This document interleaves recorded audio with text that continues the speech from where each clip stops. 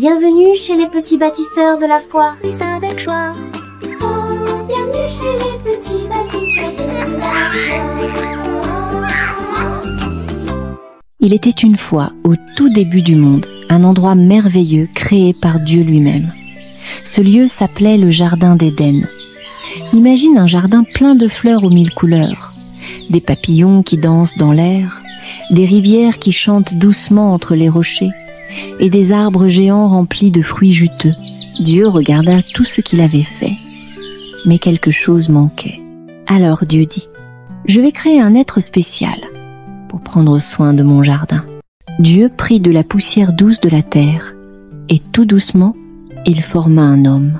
Puis, il souffla dans ses narines un souffle de vie, et l'homme ouvrit les yeux. « Bonjour, Adam, » dit Dieu avec un grand sourire. « Tu es vivant.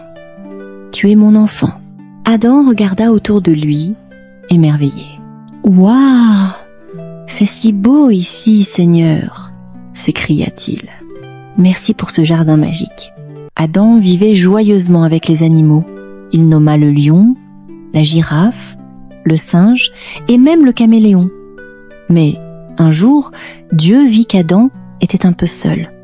Alors, pendant qu'Adam dormait profondément, Dieu prit une côte de son côté et forma une femme. Quand Adam se réveilla, il vit Ève et s'écria « Oh, bonjour, tu es comme moi, tu es merveilleuse. » Dieu sourit et dit « Voici Ève, elle sera ta compagne, ton amie. Ensemble, vous prendrez soin du jardin. » Adam et Ève étaient très heureux.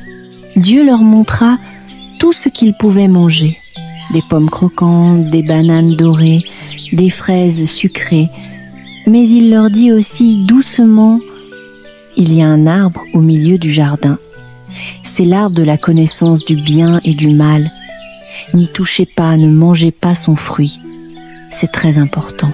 Si vous le mangez, quelque chose de triste arrivera. » Adam et Ève hochèrent la tête. « Oui, Seigneur, nous obéirons. » Un jour, pendant qu'Adam n'était pas là, un serpent glissa jusqu'à Ève. C'était un serpent très rusé et menteur. « Bonjour Ève, » dit-il en sifflant. « Pourquoi ne goûtes-tu pas le fruit de cet arbre si spécial ?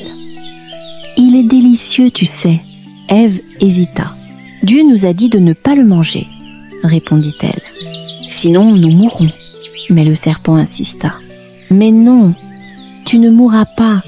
Tu deviendras comme Dieu, très sage.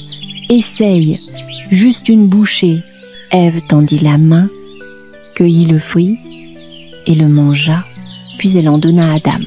Dès qu'ils eurent mangé le fruit, quelque chose changea en eux.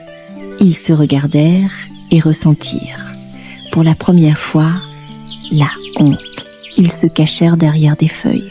Puis, ils entendirent la voix de Dieu. « Adam, Ève, où êtes-vous ?» Tout tristes. Ils sortirent de leur cachette. « Seigneur, nous avons désobéi. » Dieu était très triste. Il aimait Adam et Ève, mais leur désobéissance avait tout changé. « Vous ne pouvez plus rester dans le jardin, » dit Dieu doucement. « Le mal est entré dans le monde.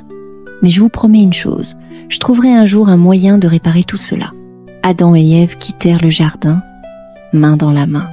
Mais Dieu ne les abandonna pas. Il leur fit des habits pour les protéger et les accompagna dans leur nouvelle vie. Dieu nous aime, même quand nous faisons des erreurs. Mais obéir à Dieu, c'est le meilleur choix pour vivre heureux et en paix. Et toi, petit bâtisseur de la foi, veux-tu faire confiance à Dieu chaque jour ?